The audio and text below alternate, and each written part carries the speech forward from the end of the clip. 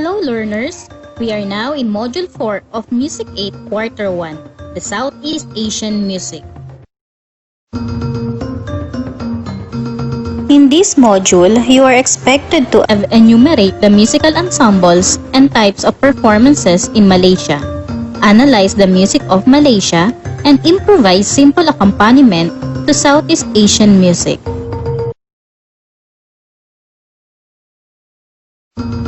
Let us have a short pretest before we proceed to our lesson. Directions. Choose the letter of the correct answer. Write your answer before the number. Number 1. What are the two regions of Malaysia? Letter A, East and West region. Letter B, North and South region. Letter C, Occidental and Oriental region. Or letter D, Peninsular and West region.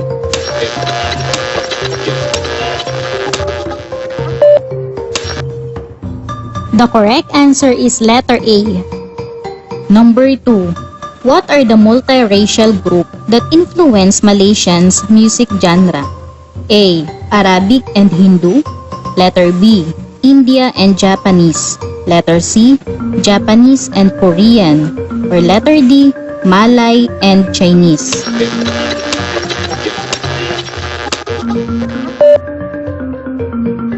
The correct answer is letter D.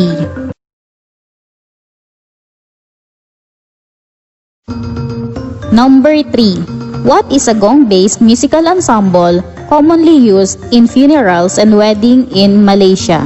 Letter A, Dikir Barat. Letter B, Keritok. Letter C, Kulintang. Or letter D, Silat.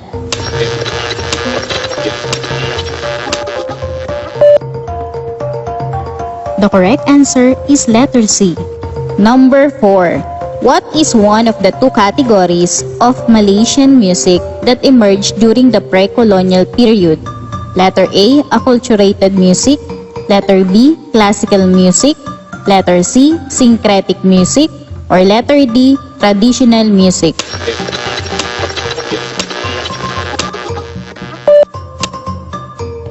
The correct answer is letter B.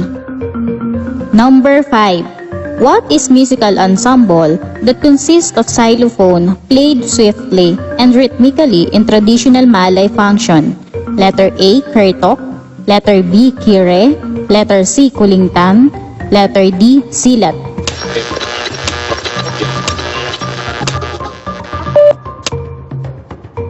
The answer is letter A.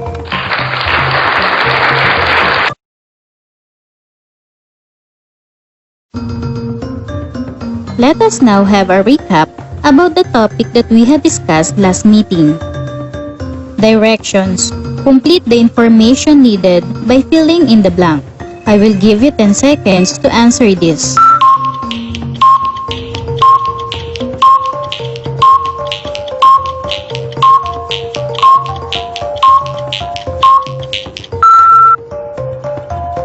Let us check the correct answers. Number 1 is airphone. Number 2 is large bronze gongs in a rectangular frame.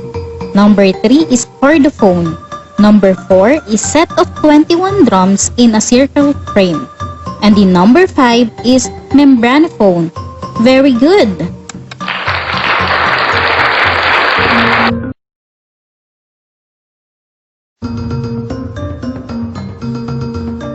Let us now discuss the music of Malaysia.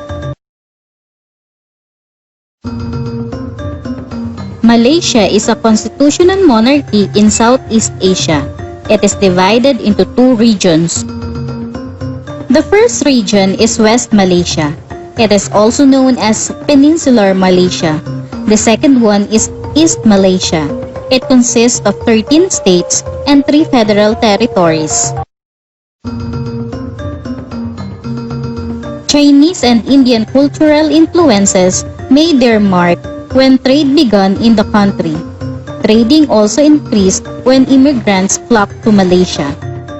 The country is multi-ethnic and multicultural, which plays a large role in developing their culture.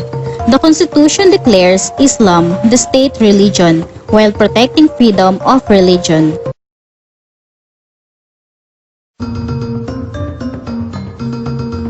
Multiracial groups that influence Malaysia's music genre are Malay, Chinese, Indian, Iban, Dayak, Kadazan Dusun, and Eurasians.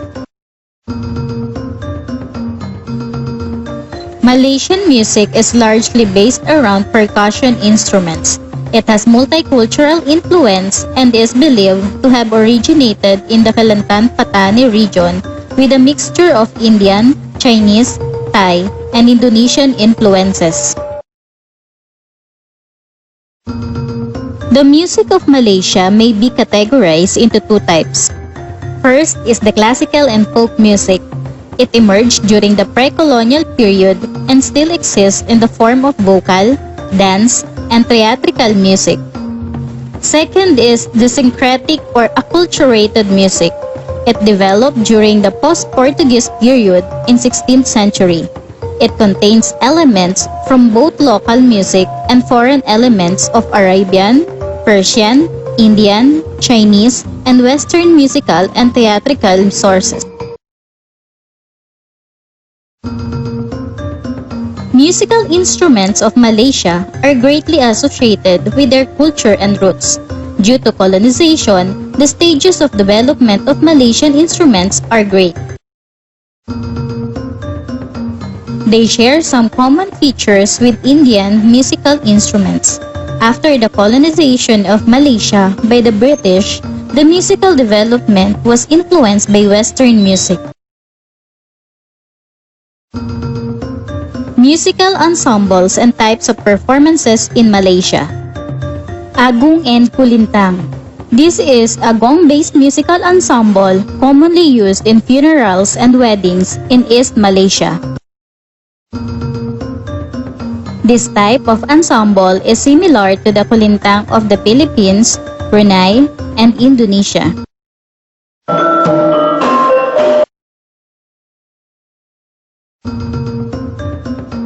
Kertok.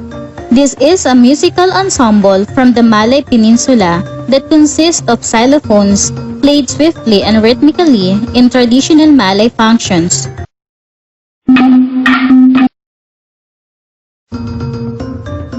Dikir Barat. This is a type of musical form that is important to Malaysia's national culture. It is performed by singing in groups and often in a competitive manner, usually with percussion instrumental accompaniment or sometimes without instruments at all.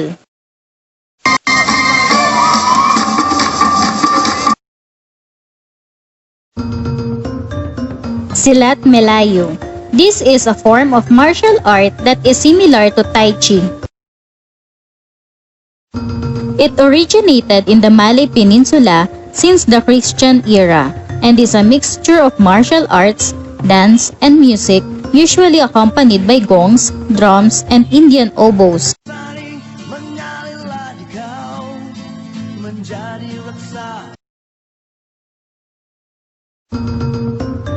Prepare to answer some activities. Activity number 1. Directions. Enumerate the following. Letter A. Multiracial groups that influence Malaysia's music genre. I will give you 15 seconds to answer this.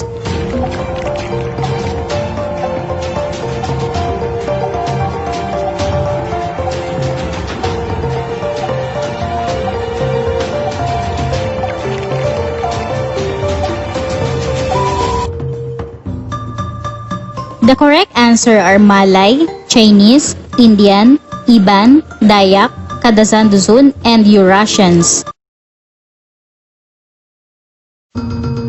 Activity number 1, letter B. Musical ensembles and types of performances in Malaysia.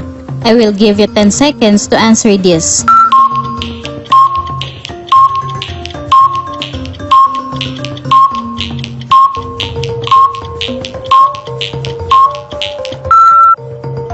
The correct answer are Agung and Kulintang, Kertok, Dikir Barat, and Silat Melayu. Good job, learners!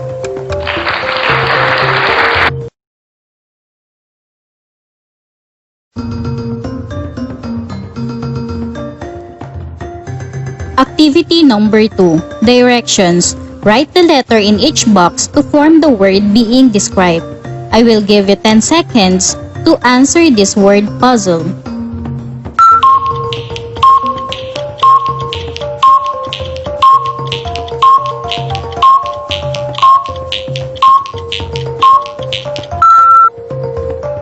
Let us check the correct answers. In a cross puzzle, number 1, Malaysian martial arts with dance and music. Yes, the correct answer is silat. In number 3, gong-based musical ensemble, the correct answer is kulintang. In down puzzle, number 2, developed during the post-Portuguese. The correct answer is syncretic. Number 4, capital of Malaysia. Very good, it's Kuala Lumpur. And in number 5, important Malaysian musical form. The correct answer is Dikir Barat. Very good.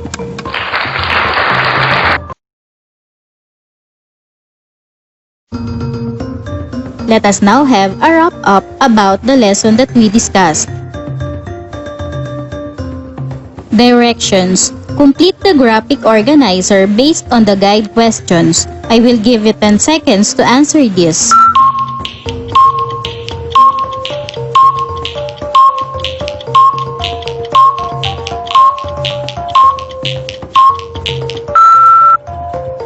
Let us now check the correct answers.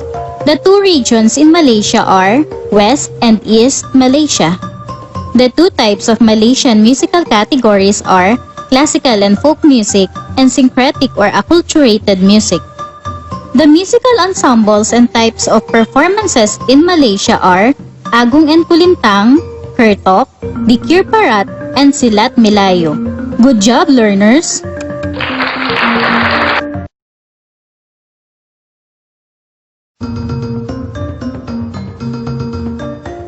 Malaysian music is largely based around percussion instruments. Musical instruments of Malaysia are greatly associated with their culture and roots. It is also used in various performances that give beautiful and lively sound to the audience.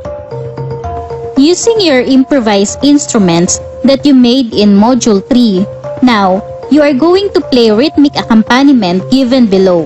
You can choose any rhythmic pattern.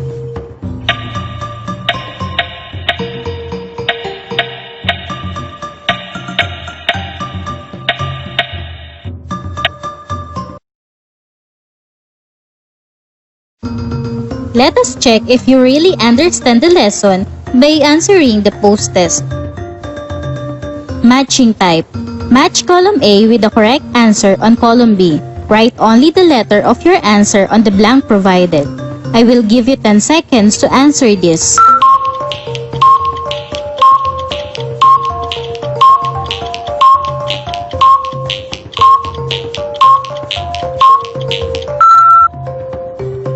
Let us now check the correct answers. The answer in number 1 is letter B. In number 2 is letter E. In number 3 is letter A. In number 4 is letter D. And in number 5 is letter F. Very good, learners! You really understand our lesson.